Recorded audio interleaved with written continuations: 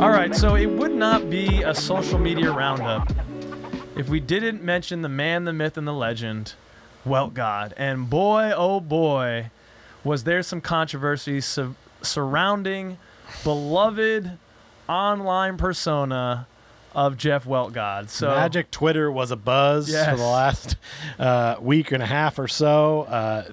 This man got kicked off as a regular account, which used to be, I think, Magic Man 816, I think. Yes, yeah. And now he's at Weltgawd. He's back just with his own account. Been, really. Yeah, maybe. Should but have just been Weltgawd always. It stinks that he lost all the followers that he had before. Doesn't even seem to have any kind of reason why. I don't want to stand here and call out Twitter too much because I'd like to keep my account. But be careful, they're listening. I'm unsure what happened there, and it seemed like that should have been an investigation that was pretty open and shut immediately and give him back his things and let's go. But everybody missed him. I loved how everybody came out in support. That was great. I did hear a few people that were anti-Weltgawd, and I have a question for you. What's up? Wait, you don't like comedy?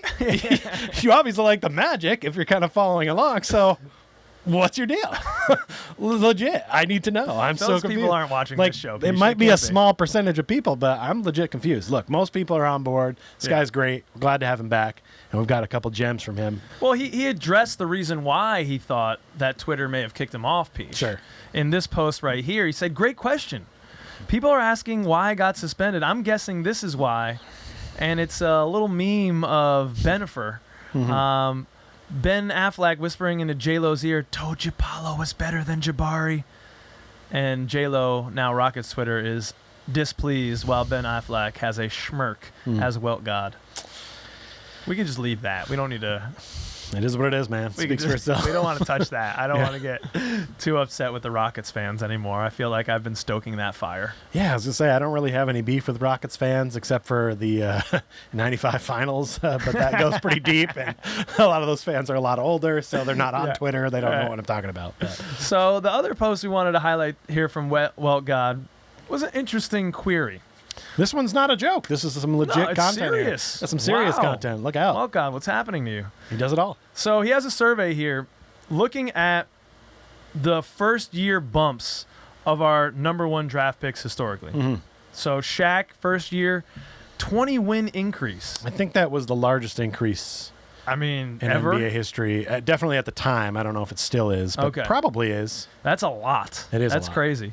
Penny with 9 wins and Dwight adding 15 wins in their rookie year. It's tough. It's tough to look at that 9 wins on Penny because Shaq was there just the year before and bumped them up 20. Right. So in 2 years, we're talking 29 wins up. Right. That's hard to do. That's really hard to do. And the Dwight 15 is also a very good number. I think for me, if I voted on this one, I think I would be in that 10 to 14 win category. You didn't let me ask the query, Peach. Well, the query's there. Okay. Well, people listening can't see it with their forget eyes. people. Sorry. There's a lot of audio files out there. Sorry, listeners. Yeah, I'm staring at cameras here, so I forget. Peach is jumping the gun here.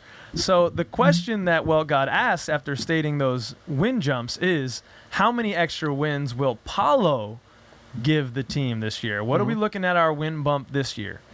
And the majority of people, slim margin, said 18 to 20 wins. I've seen that. The second most was more than 21 wins. Well, so what do we have? 20? That was probably you voting, hanging some pictures in this room.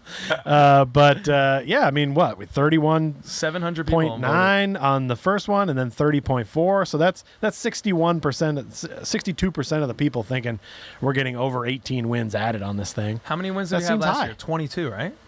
Yeah. So, yeah. I mean, that seems really high to me. So, I don't know. I did say... You said 41. I said, right. I said 500 is an expectation that I don't think is outlandish and I think is attainable for this team. So that would be... I disagree. Would be either 18 or 20. I would be agreeing with the majority here. You know me. I'm not a big bettor. I don't hedge bets. Yeah. I just make one and I ride, and I'm just like, there it is. And I wouldn't bet on that. But, hey, I'd love to see it. Well, I will bet on it, ladies and gentlemen, because I'm a degenerate. And here in Connecticut, FanDuel, which I use, or Sugar House, they don't have the total wins yet for the year. Because they're scared. They don't want to. They are scared. They know those Magic fans. We're out there. We're waiting. The moment that FanDuel puts a win total on the Orlando Magic, I am going to quickly and decisively put $100 bill on the over. I might join you. Because it's just money in the bank. What did they say the number was that they had down? Was it 26.5 or something like that? It's low. I saw the 6-man post it. It was like low 30s. It's I low. think. Yeah, it was low. It wasn't a big jump. It was maybe like an 8-9 win jump. Right. Which for most teams is significant. However, It is, yeah. last year, again, I'm not trying to compare it to the Spurs, but it's like when the Spurs had David Robinson go down. And then they get Tim Duncan in the draft. Sure. They kind of tanked while they had a star player. Oh, the Warriors just did it. True. Yeah, they got some high picks when Klay Thompson and then Steph Curry went down a couple of years ago. So that's kind of what happened to us. It wasn't a true tank year. It was an injury-riddled year, which we're all too familiar with. But we saw what happened when Markelle came back. Now we have our X Factor J.I. come back. And, for all that losing, what did we get? Well, it paid off. We got the number 1 pick, a guy that looks like him, Paolo Banchero, a walking bucket, bringing scoring to this, and court vision. I mean, the attention he's going to draw with Franz Wagner cutting off the ball? Are you kidding me? And Wendell Carter working with two Dookies. I know, I'm sorry, Peach. That's going to be hard for you to take. No, I'm here. Two Dookies. They're wearing Magic jerseys now. Working in the pick and roll, Wendell Carter and Paolo Banchero? Both guys that, Wendell showed us he could shoot last year and drive to the rim. That's dangerous. Wins are coming. You don't need to convince me, man. All these people are in the Trojan horse. I didn't even mention Jalen Suggs or Cole Anthony again. See, this is what I'm doing. I'm sleeping. I'm even sleeping on our own guys, Peach.